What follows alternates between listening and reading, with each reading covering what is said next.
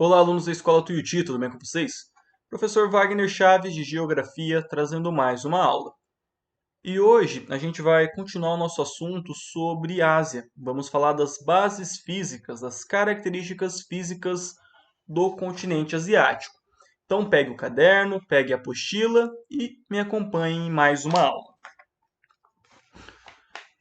Bem, pessoal, a Ásia, ela possui um dos relevos mais marcantes do mundo, tá? Obviamente, né, da Ásia eu estou falando de mundo, perdão.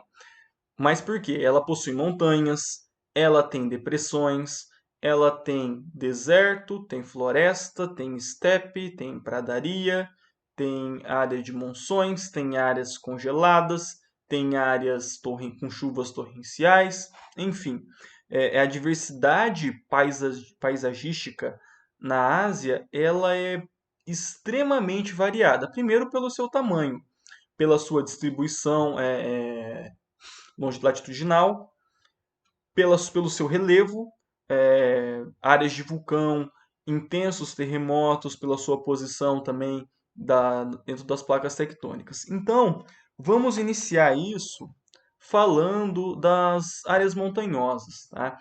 Os maiores picos do mundo estão localizados ali no Himalaia, na Cordilheira do Himalaia. O principal é o Everest, aproximadamente aí 8.850 metros, e continua subindo, o que indica que esse relevo ele é jovem. Então lembra quando a gente trabalhou a paisagem da Europa? A gente falou de dobramentos modernos que aconteceram ali no terciário. A Himalaia, um dobramento moderníssimo, inclusive está se formando ainda. Tá? E como que essa cadeia do Himalaia surgiu? A Índia, ela se desprendeu do continente africano. Então, se a gente fizer uma análise de solo, a Índia é mais parecida com a África do que com a Ásia. E ela foi caminhando, ou melhor, nadando, pelo Oceano Índico, sendo empurrado pelas placas tectônicas, terremotos violentíssimos, até que ela se choca com o continente. Quando ela se choca com o continente, o que acontece? Começa a formar esses dobramentos. Tá? Então, a cadeia do Himalaia são esses dobramentos, o choque da Índia com o continente. Então, observem aqui esse gifzinho aqui. Ó.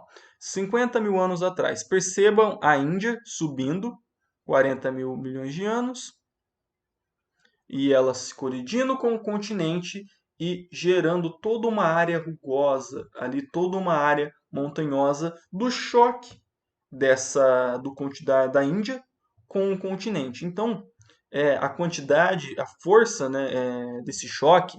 E lembrando, pessoal, isso acontece da noite para o dia, tá? É milhões e milhões de anos empurrando.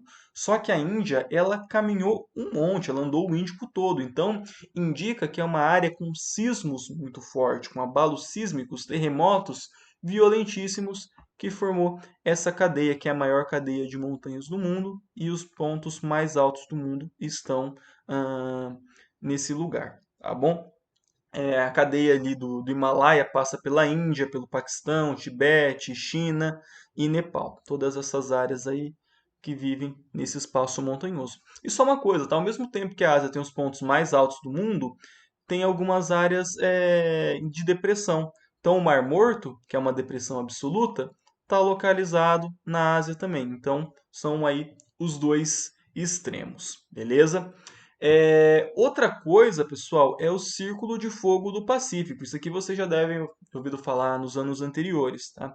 Toda essa área de vermelho que sai lá da costa oeste da América do Sul, lá no Chile, passa pela América Central, México, Estados Unidos, Canadá, Alasca, faz o caminho do Estreito de Bering, vai lá para a Ásia, passa pelo Japão, passa por uma parte da China, chega ali no sudoeste asiático, naquelas áreas de ilhas que a gente viu na aula passada, Indonésia, Tailândia, Singapura, Malásia, e depois vai até a Nova Zelândia, é conhecida como Círculo de Fogo do Pacífico. Tá? Por que Círculo de Fogo? É uma área de intensas colisões de placas tectônicas. Então ali é muito comum a existência de terremotos e maremotos, tá? Além de vulcanismo, por isso Círculo de Fogo, uma área que a gente tem bastante vulcões, tanto no Chile, América Central, o Japão. E essas ilhas que a gente encontra aí no Pacífico são ilhas de origem oceânica, ou seja, é um vulcão que está no oceano e conforme ele vai expelindo a lava, essa lava ela já vai se solidificando. Vai solidificando, solidificando, até que um dia aparece uma ilhazinha e essa ilhazinha vai ficando cada vez maior. Tá? Recentemente a gente tem escutado algumas notícias do Círculo de Fogo do Pacífico. Tá? No início do ano tem um vulcão, que é o Krakatoa, que entrou em erupção. E o Krakatoa é um dos maiores vulcões do mundo. Tá? É uma coisa. A última erupção que ele fez mudou a temperatura climática de tanta fuligem que ele jogou na atmosfera. Tá? Então, por conta dessa existência do Círculo de Fogo do Pacífico, a gente pode presumir que é uma área que tem um relevo bastante moderno, porque está mudando ainda, e bastante ativo.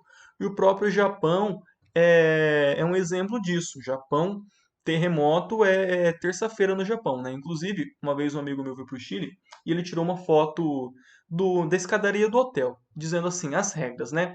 Ah, o café da manhã é servido de tal a tal hora, pede para os hóspedes não fazerem barulho após as 10 horas e, em caso de terremoto, siga essas instruções, porque é uma coisa constante, uma coisa comum lá, tá bom?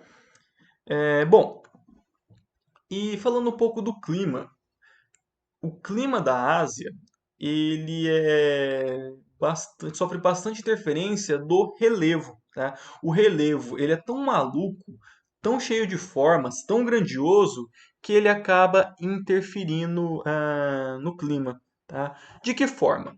O Himalaia, essa cadeia de montanhas gigantes, ele forma uma barreira orográfica. O que é barreira orográfica? Uma barreira física que impede a passagem de ar úmido. Tá? Não é só um fenômeno da Ásia, tá? Acontece isso aqui no Brasil. A gente tem uma área mais alta no Nordeste brasileiro, que nós chamamos de Planalto da Borborema. Garanhuns, que é uma cidade que está lá no topo desse planalto, é conhecido como a Suíça do Nordeste, porque lá faz 13 graus, coisa que você não vai encontrar em mais nenhum lugar do Nordeste, porque está muito alto. E logo depois do Planalto da Borborema, a gente tem a Depressão Sertaneja, uma área que é seca porque a umidade não passa. Tá? Acontece isso no Chile também e acontece aqui na Ásia. Então, o Himalaia é uma barreira tão grande e tão alta que o ar úmido, o ar saturado com umidade, ele não consegue atravessar. Ele é barrado por essa cadeia de montanhas, que vai gerar dois fenômenos distintos. Na Índia, vai gerar as monções e na China, vai gerar os desertos. Tá? Então, primeiro, o que são monções, pessoal?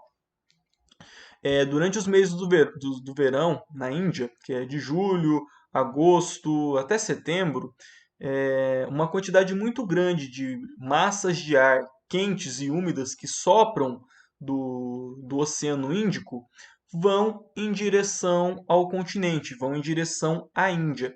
E essa massa de ar úmida, ela é barrada pela Cordilheira dos Andes. O que que acontece? Ela não consegue passar, ela vai jogar água ali na montanha mesmo, tá? Uma parte vai se precipitar em forma de neve, lá nas áreas mais altas da montanha, e a outra parte vai se precipitar em forma de chuva. E como essa massa de ar é muito úmida, as chuvas são torrenciais, tá? Não estou falando de poucas chuvas, não. Então, as monções, elas são um verdadeiro problema para a Índia, porque eles sabem que vão acontecer, mas não tem o que fazer, porque nunca que essa umidade ela vai conseguir passar a cordilheira do Himalaia. E vai chover na cabeceira da montanha, na parte sul, na face sul, vai inundar áreas gigantes, vai deslocar pessoas, vai matar pessoas afogadas, vai causar problemas econômicos, vai destruir cidade, mas é inevitável. Então, o que eles podem fazer é tentar criar meios para essa água escoar de forma melhor. Mas a quantidade de chuva é tão grande que isso é pouco possível, tá bom? Bom, agora, isso acontece na face sul do Himalaia. E na face norte, o que acontece? Existências de deserto, tá? Então, como a umidade ela não passa a montanha, não chove do outro lado. Olhem essa imagem que eu peguei do satélite. Fui lá no Google Maps, fui ali na região da Índia e peguei essa imagem aí. Observem que a parte sul é toda verdinha, parece até uma floresta, porque lá chove direto. Aí nós temos a área de montanhas, onde ali tem um pouquinho de neve. Do outro lado começa uma área semiárida com a existência de alguns poucos lagos. Por quê? A umidade ela não consegue passar essa barreira. Então, do outro lado não chove. Formam-se desertos. Ali nós temos o deserto de Gobi, que pega parte da China e parte da Mongólia, tá bom? E a parte sul chove pra caramba, tem até formação de florestas, tá? Não sei se aqui alguém já assistiu um filme chamado Forrest Gump. É um filme bastante interessante e conta quando o Forrest estava foi para a Guerra do Vietnã. Ele, como soldado americano, foi para o Vietnã e falando lá, um dia eu estava andando e começou a chover. E chovia e não parava. E às vezes a chuva parece que vinha até de baixo, porque era muito úmido, muita umidade. Até que um dia parou de chover. Então, isso é o regime de monções que acontece na Índia, no Vietnã, ali na Indochina, Sudeste Asiático. Beleza? Bom, pessoal, falando agora da hidrografia da Ásia. Eu elenquei aqui só alguns dos principais rios, tá, pessoal? A Ásia, ela tem rios extremamente importantes. Então a gente pode começar com o Tigres e Eufrates, lá da Mesopotâmia, lá do Iraque, berço da civilização, a terra entre rios. Lembrando, a região do Iraque, uma região semiárida. Então esses dois rios era muito importante para a manutenção daquela civilização que surgiram ali na Mesopotâmia, tá? Nós temos também o rio Ganges, que é o rio sagrado para os hindus. Essa foto que vocês estão vendo é lá da cidade de Varanasi, tá? Os indianos eles têm uma relação muito próxima, muito profunda com o rio Ganges. Então, teoricamente, todo hindu, quando morre, ele deve ser cremado no rio Ganges, na cidade de Varanasi, a cidade sagrada. O que acontece? Nem todo mundo tem dinheiro para fazer isso. E, aliás, na Índia é tanta gente que faltam madeira para fazer as cremações aí em Varanasi, tá? Quem já vi documentários que assim tem uma pira de pessoa queimando aqui, uma pira aqui, uma pira aqui. Pira é fogueiras, tá? Aos montes. Então, as pessoas, os indianos acreditam que as águas do Ganges são curativas.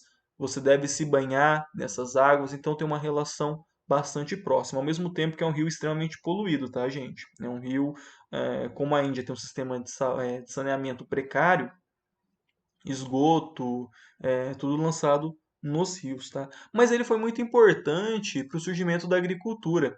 Então, trigo, arroz, cana, a várzea do rio Ganges foi um dos berços da agricultura, onde a gente domesticou os primeiros alimentos, tá? E na China a gente tem o rio Yangtze, que é o rio azul, tá? Ele é o maior rio da Ásia, um pouco mais aí de 6.000 quilômetros, e ele corta a China. E ele é muito utilizado para transporte fluvial, transporte por rios. E foi lá nesse rio que foi construída a usina hidrelétrica de Três Gargantas. Ela é a maior usina do mundo em tamanho, tá? Por que que eu digo em tamanho?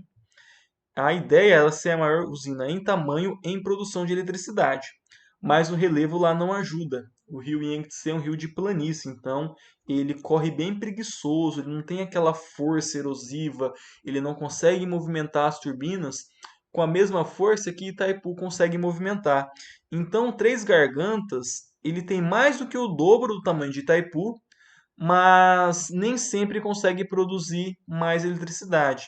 Então, um ano que o Paraná, que a bacia do Paraná recebe bastante chuva, o rio Paraná, a usina de Itaipu, consegue produzir mais eletricidade que Três Gargantas. Mas, de modo geral, Três Gargantas também produz muita eletricidade. É a maior do mundo, e aí, primeira e segunda disputa com a Itaipu em produção de energia elétrica, tá?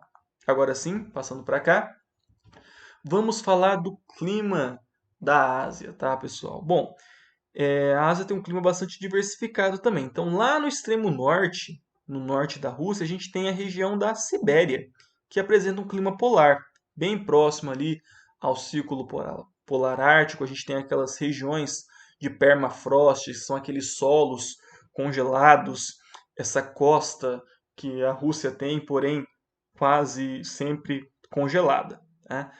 Ali no Oriente Médio, a gente tem aquele clima que vocês conhecem, um clima predominante árido e semiárido. Tanto que países como, por exemplo, a Arábia Saudita são um extenso, um imenso areal, é quase um deserto. Então lá as pessoas têm que dessalinizar a água por conta da ausência de água potável, água doce. O clima não colabora. Ao mesmo tempo, tem a existência de áreas mais semiáridas na Turquia, no Irã e no Afeganistão, tá? Parecidas com o Nordeste brasileiro. Nós temos ali na Ásia Central, Mongólia e parte do interior da China, um clima que é temperado continental.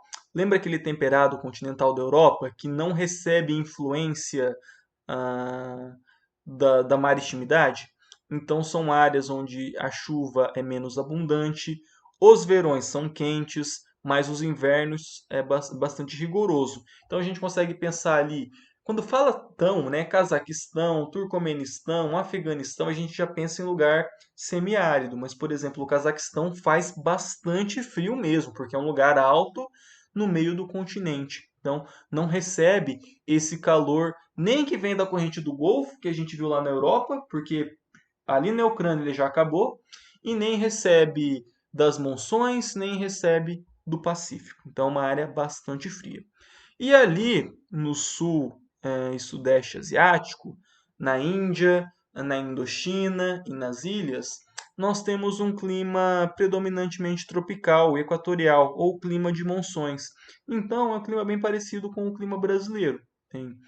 Os invernos não são rigorosos, os verões são quentes e bastante úmidos, né? Bastante úmidos a ponto de gerar as famosas monções na Índia e Indochina. Beleza, pessoal? Vou ficando por aqui. Peço que vocês fiquem em casa, que vocês cumpram a quarentena certinho. Um abraço e até mais.